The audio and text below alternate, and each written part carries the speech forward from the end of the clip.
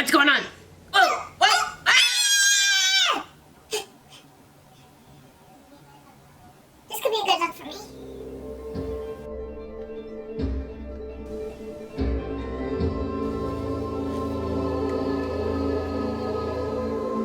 Yes, it is August, and yes, we are ready for Halloween already. Have you been in a Michael's craft store? Have you been in a Joann's? Have you seen anything online? It is Halloween time. With that comes the release of some Halloween spooky movies, one of which being the Beetlejuice sequel. The Beetlejuice original, Beetlejuice, by Tim Burton was released in March of 1988. It is the same age as our queen, Trisha Paytas. And for some reason, they've just now decided to make this sequel and be releasing it this September. Starring Winona Ryder from the original movie, Catherine O'Hara from the original movie, Michael Keaton from the original movie. That's it, I think. Including Tim Burton's new fave, Jenna Ortega, Miss Wednesday Addams. This movie is very interesting to come out right now. I was such a fan of the original. I decided to break down the trailer, what I'm expecting to see, what I'd like to see, and what I liked about the old one. Beginning with what I loved about that movie was the practical effects. This was the 80s, the time of claymation, the time of fuck-ass green screens, classic SFX makeup, you know, poltergeist throw-up, kind of chunky, real makeup artists couture. Between the Gina Davis zipper lip and the paper mache alligator heads and the full blue painted people, the shrunken heads, all of the makeup SFX that created your favorite YouTubers like them and Gore, Made You Look SFX. Any of those YouTube Hollywood makeup artists, they were inspired by these movies. I really, really hope they bring those beautiful practical effects because I am not a big fan of some whack computer generated bull crap. You know? And also I really, really loved the beautiful, like, artistic lighting and color grading. The green, neon green eyes and glow, and it really creates that spooky, scary effect. Some really cool color grading and really cool lighting effects going on. Really looks very cinematic and gorgeous. I also really loved the just campy, nonsensical, like, inexplicable. Where did that alien demon wedding officiant come from when Beetlejuice, spoiler alert, 30 years later, spoiler alert, when Beetlejuice and Lydia, myself, are getting married, where did that little alien man come from? The crack in the wall? How was Lydia flying at the end? Nobody knows. What I'd like to see in this movie, that murderous, mischievous fucking dog that fucked shit up and killed everyone on that covered bridge, I want to see him come back. I'd like to see Catherine O'Hara have another breakdown. If you don't let me gut out this house and make it my own, I will go insane and I will take you with me! This is what I want to see. I'd like to see the sideways run down the steps. You know, the one from Miss Gina Davis. She runs down the steps real crooked. I don't want to see Alec Baldwin in here because he's so canceled now. But I would like to see some ass and some tight-belted khakis. It's only right. It's only right. Now, I have watched this trailer, and I will say, number one, Michael Keaton speaks in the crazy... Can these cicadas shut the fuck up? This is not Naked in Manhattan, no cicadas in the summertime. Michael Keaton does sound like Batman once again. He's not even, like, silly fun, which is annoying to me, but I'll give it to him. He's old. He probably has fucked up vocal cords. They really fucked up Winona's wig in this. I know the bangs are a weird thing already, but like this jagged fucking safety scissors hair is a little much. Everything's a little too smooth. Everything's a little too well lit. It seems like they're trying to make Michael Keaton into like a Johnny Depp, Mad Hatter, sort of silly-go-lucky male lead, which I don't know if I love. because he's supposed to be the bad guy, right? So I'm expecting to see an overload of colors that are way too saturated, that are just sickeningly sweet. I'm expecting to see, again, some poor and very obvious CGI. As much as I want to see my practical effects, I understand there's a budget, there's timing. They're going to do what they can with what they will. Animation studios need to be hired. I'm expecting to see way too much glam makeup. You know, I want to see like gore, I want to see like splotches, I want to see dark circles, but I fear that they may be giving everybody a cut crease and a cat eye because nobody wants to look bad in the screenshots on IMDb. In that same realm of too smooth of faces and makeup, I fear we may have a motion blur or a action movie-esque shot applied a little too much. You know, when the camera gets a little too smooth, everything's a little too blended. You feel a little sick to your tummy. It's like all too blended. I forget why they started doing this, but the Marvel movies really brought it in, and I think they might be doing that here. And I also fear I am expecting to see some awkward zinger-like one-line scripts and dialogue. They're gonna lean a little too nostalgic and lean a little too much like millennial core, like Hot Topic t-shirt. It seems very edgelord, what I've already seen Miss Jenna Ortega saying with something about fucking your Pilates instructors. Some notable things: we did lose Miss Gina Davis to the weird 80s sci-fi movies. I think she was overdone with those. And then she went and tried Olympic archery and could not enter the Olympic trials. Notable lore to this movie: no Miss Gina Davis, even though I love her and I want to see that stupid prairie dress come back. We will not see her in this movie, I don't believe. We will also not see the return of Alec Baldwin because, as you know, he is crazy now. Lastly, we will not be seeing Juno, our caseworker. We lost her due to old age. May she rest in peace. I love you, Juno. Love to see your little smoky throat once again, but I understand. Can we also talk about, has anybody else seen Jenna Ortega AI? It is scary. It is too real. And I believe that anything Jenna Ortega is fake, because why does it look like that?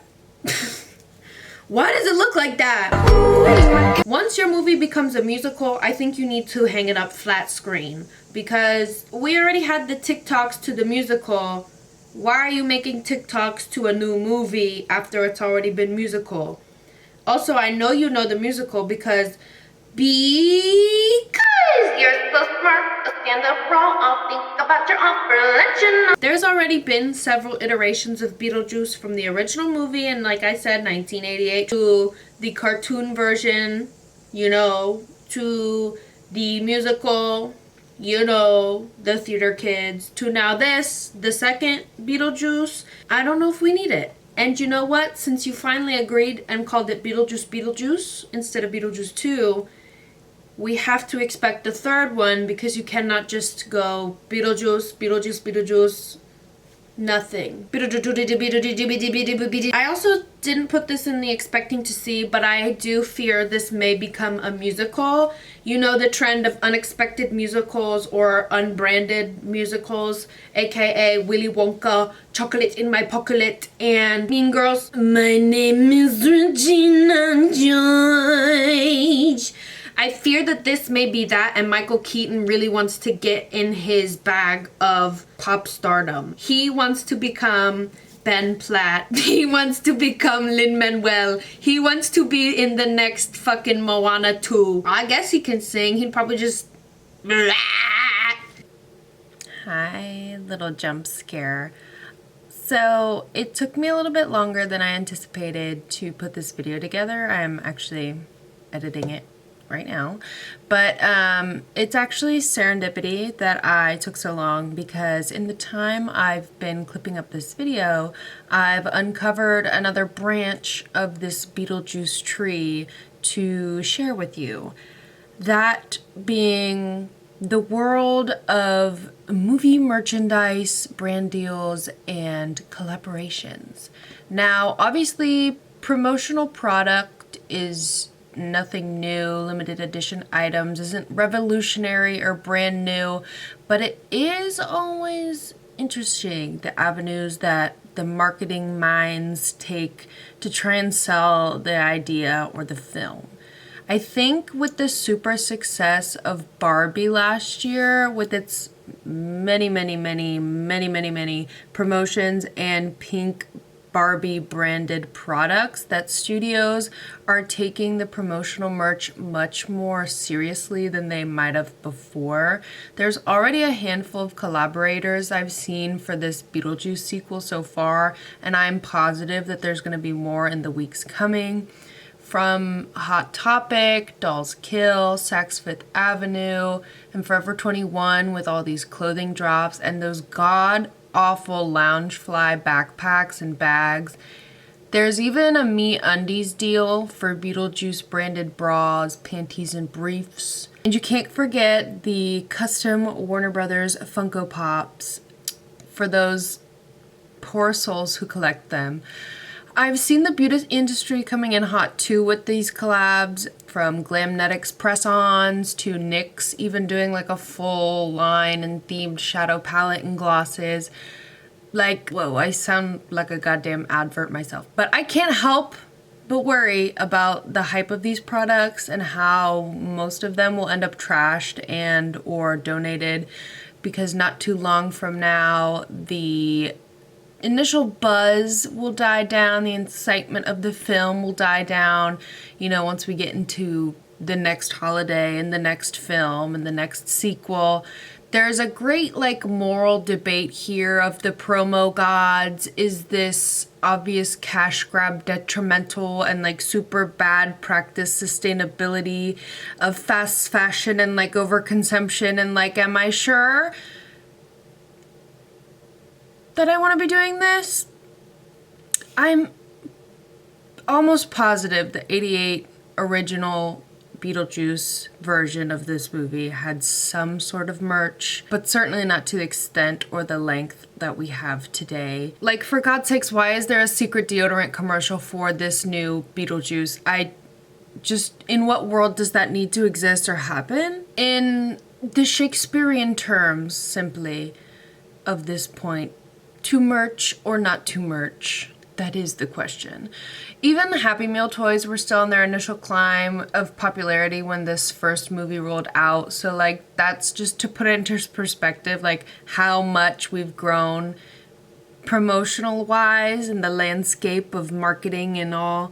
But in all honesty, I still love this film's promo merch and all. Even the goddamn popcorn buckets, specifically that sandworm one, has my heart.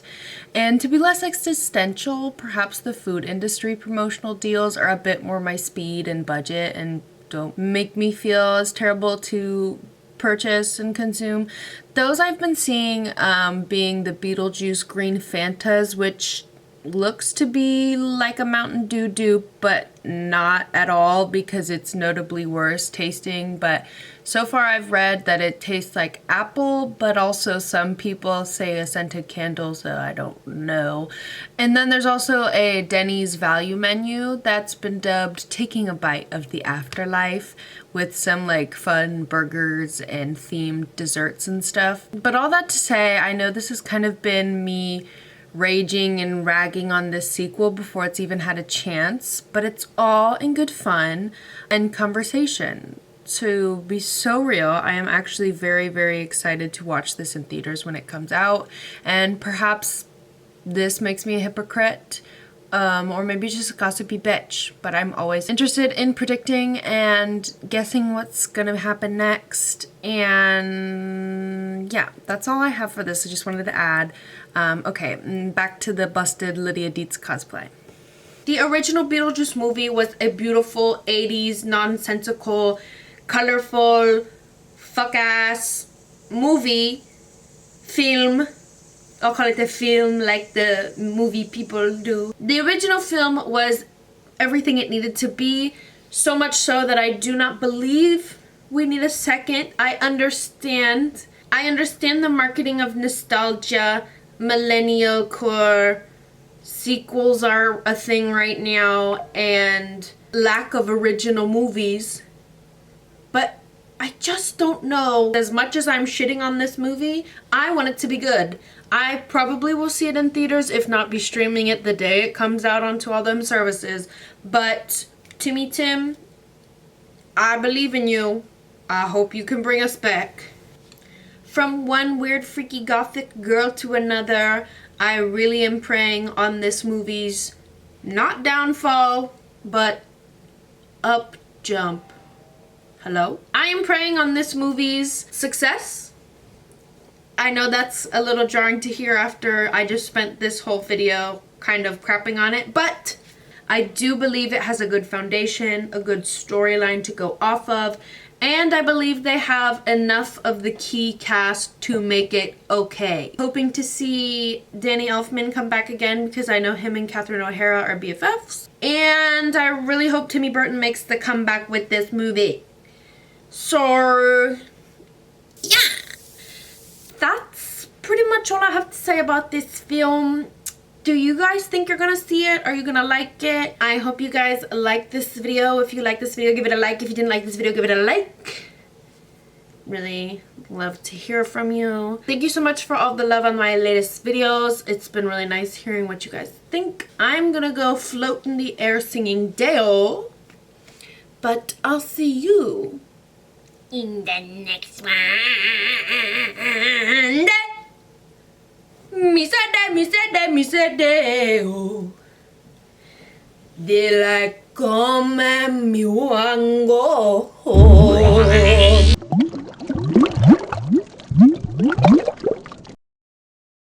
They like come and me want go home.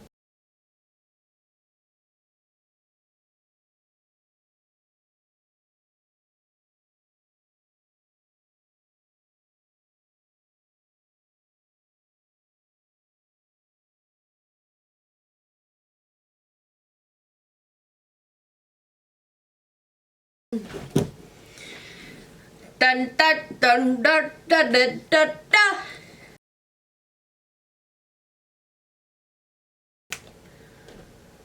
What is this thing? That's enough.